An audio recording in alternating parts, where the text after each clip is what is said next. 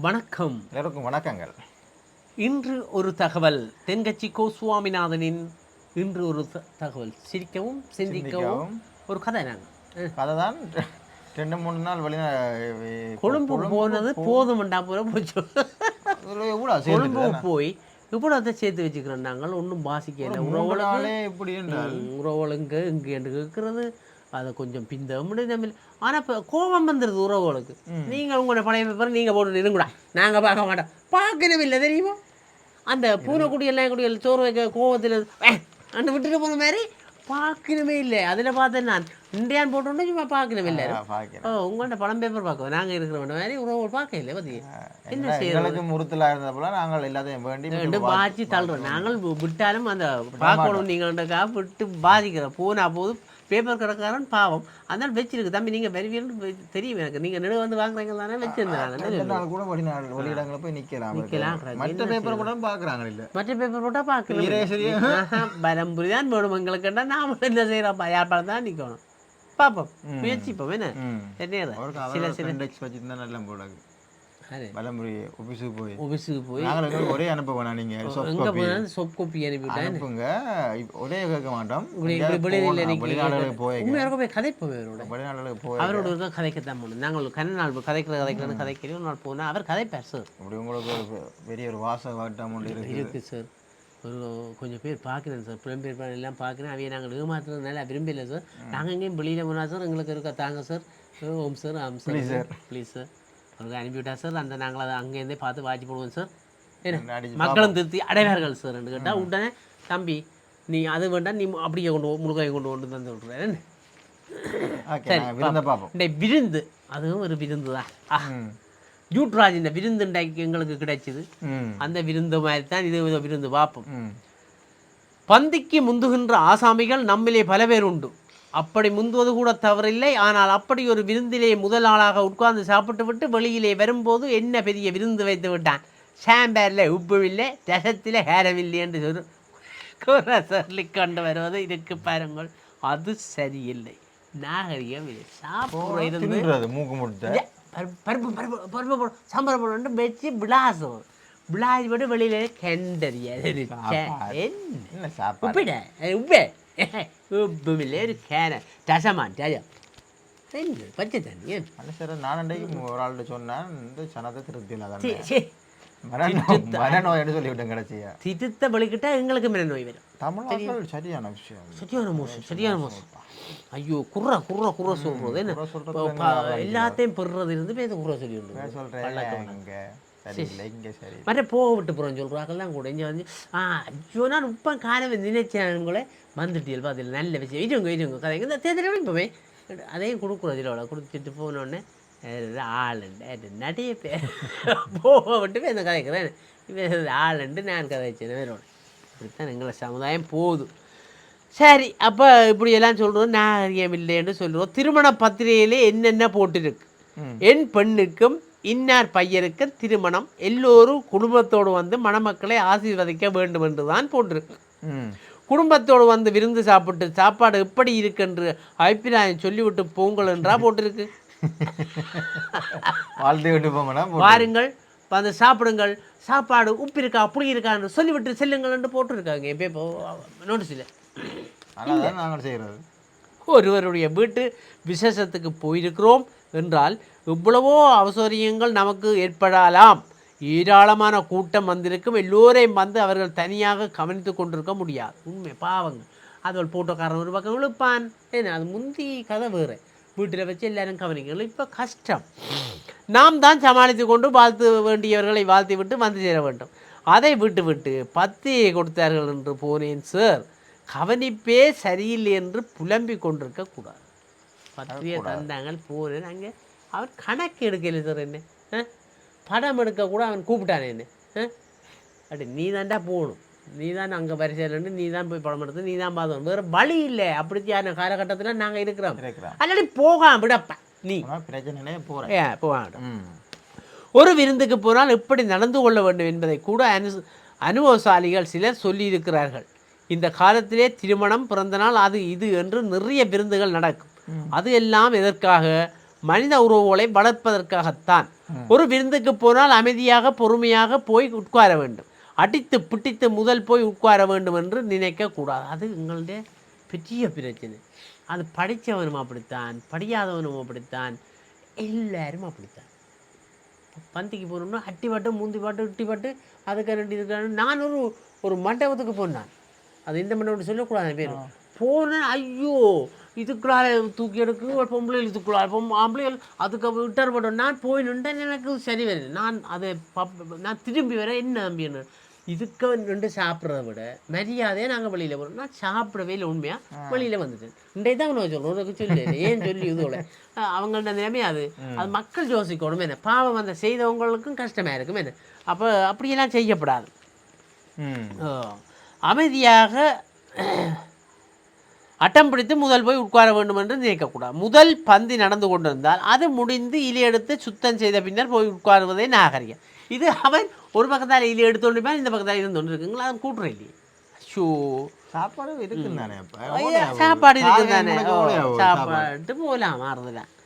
எடுப்பதற்கு முன்னே அங்கே போய் உட்கார்ந்தால் நன்றாக இருக்கா. சாப்பிட்டு விட்டு உட்கார்ந்துருக்கிறீர்களா, சாப்பிடுவதற்கு உட்கார்ந்துருக்கிறீர்களா என்று பார்ப்பவர்களுக்கு சந்தேகம் பேர். இதை எடுத்துன்னு போனால் சாப்பிட்டு ஆறினமோ அடுத்ததில் போடணுமோ சாப்பிட்டு எல்லாம் கேட்டாலும் கோமந்தனும் பேருந்து இல்லையே, அப்போ பிரச்சனை. அதே மாதிரி இலையிலே எல்லா உணவும் பரிமாறியதன் பின்னரே சாப்பிட ஆரம்பிக்க வேண்டும். தெரியும் எல்லாரும் போட்டு சொல்வார்கள் முந்தி பருப்பு கருதானா சபையில் அடையாளம், எல்லா கரையும் போட்டாச்சு நீங்கள் சாப்பிடலாம். சில வேளை உப்பு பருப்பு முதலே போட்டுடுறாங்க, அது தெரியாது. இப்போ அந்த பொடிகளுக்கு சொன்ன போனால் பிரச்சனை. ஆனால் பருப்பு போடுற அடையாளம் என்னென்றால் கடைசியாக எல்லாம் போட்டாச்சு, அது மட்டும் பார்த்துட்டு இருப்பிடும் சாப்பிட்றது. அப்போ பருப்பு போட்டால் சாப்பிடலாம் ரெண்டு பெல் அடித்த மாதிரி தான், அப்படித்தான் இருக்கணும். இது அப்படி இல்லை, போட போட ஐயோ கடவுளே. ஒவ்வொரு உணவாக வைக்க வைக்க வயிற்றுள்ளே தள்ளி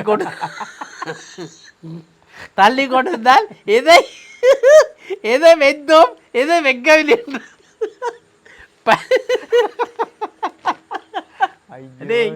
வைக்க வைக்க சாப்பிடுன்னா எதை வச்சா எது வைக்கலையே பரிமாறியவரே குழம்பி விடுவேன். அவருக்கு ஐயோ என்னால் முடியலையாண்டு.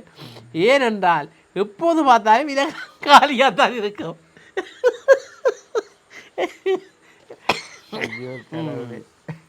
சாப்பிடும்போது உங்கள் சாப்பாட்டையே நீங்கள் கவனியுங்கள். அடுத்தவரிலேயே என்ன இருக்குது, பக்கத்திலே இருக்கிறவன் எதை அதிகமாக சாப்பிடுறான், இதெல்லாம் நமக்கு என்னதுக்கு சார் முடியலையாப்பா. எல்லோரும் சாப்பிட்டு முடிக்கும் வரை பொறுமையாக இருப்பது தான் நல்லது.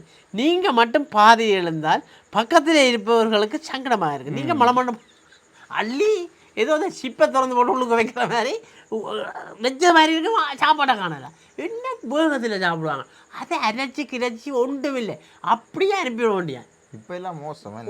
ஓப்பன் பாஸ்போர்ட்டில் போகணும், சாப்பாடு மென்று சாப்பிடுவோம். அழகு உள்ளுக்கு சாப்பிட போட்டு இப்படி 42 நேரம் ஆட்டு விடுவான். ஆனால் தான் சமீபாட்டுக்கு உரிய இதில் அரைப்படும். இது அப்படி இல்லை தானே. இது இப்போ சொல்லி போட்டு திரும்பியாக்க இதே ஒன்றேங்க நாட்டி என்ன ஏறது, அப்போ என்ன செமிக்கும் பேத்து. அதுதான் தொந்தி வாரது, அல்சர் வாரது, செமிபாடு பிரச்சனைலாம் வாரது. பக்கத்தில் இருப்பவர்களுக்கு சங்கடமாக இருக்கும். பக்கத்தில் இருப்பவர்களும் உங்களை எழுந்து போக சொன்னால் எழுந்து போங்கள். விருந்துகளில் சாப்பாடுகளை வீணாக்குவதை இந்த காலத்தில் நாகரிகமாக போய்விட்டது. சாப்பாட்டுக்கே கஷ்டப்பட்டு கொண்டு இருக்கிற இக்காலத்திலே பல பேர் இருக்கிற போது சாப்பாட்டை வீணாக்குவது இவ்வளோ பெரிய மோசம் என்பதை நினைத்து பார்க்கணும். கொட்டுறது என்ன சாப்பாடு அளவு எடுக்கல. இப்போ நாகரிகமாக முந்தைய மாதிரி இலையும் இல்லை. ஹோட்டலுக்கு போனால் நீங்கள் விரும்பினதான் எடுக்க போக மனம் கேட்குறேன் அள்ளி அள்ளி போடுறோம். சாப்பிடணும் சாப்பிடாது அதை பற்றி யோசிக்கிறதில்ல, கண்டு ஆசையில எல்லாத்தையும் போடுறோம். அடே அப்போ மரக்கறி பக்கத்துக்கு ஒரு பக்கம் இருக்கும், மச்சக்கரை இருக்கும். சில வீடுகளில் போனால் கோல் இறைச்சியும் இருக்கும், ஆட்டு இறைச்சியும் இருக்கும். அது எல்லாத்தையும் போடுறது. அது ஆடை சாப்பிட்டும் கோழி சாப்பிடணும் அது ஒரு பாவம் செய்து வச்சால் இது ரெண்டையும் போடுறோம். கோழியும் ஆடும் சேர்ந்து பயத்துக்குள்ள என்ன செய்யும், ஒன்று கத்து வந்து கொக்கரிக்கும் பிரச்சனைப்பா இல்லையே. ஆட்டையும் மாட்டையும் எல்லாத்தையும் போட்டு ஐயோங்களையாக பாவங்கள் என்ன. அப்போ தினத்து வேண்டும் என்கிற அளவுக்கு மட்டுமே கேட்டு வாங்கி சாப்பிடுவது தான் முந்தி கூப்பிட்டு விட்டுவாங்களா. இப்போ வடிவா என்னென்னு சொல்கிறோம், செல்ஃப் சர்வீஸ். நீங்களே விரும்பின அளவு போடுறோம், அதைத்தான் நாங்கள் விரும்பின அளவு போடுறோம். அள்ளி போட்டுட்டு பேந்து பார்த்தா அப்படியே சுற்றுறது. சாப்பாடு இருக்கும், அது பிறகு நீங்கள் போய் எடுத்து சாப்பிடலாம்.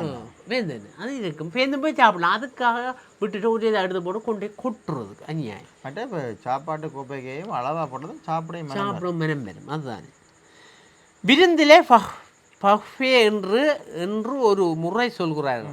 அதாவது புஃபே, அது பஃபே அந்த தமிழில் போட்டுக்கிறாங்க.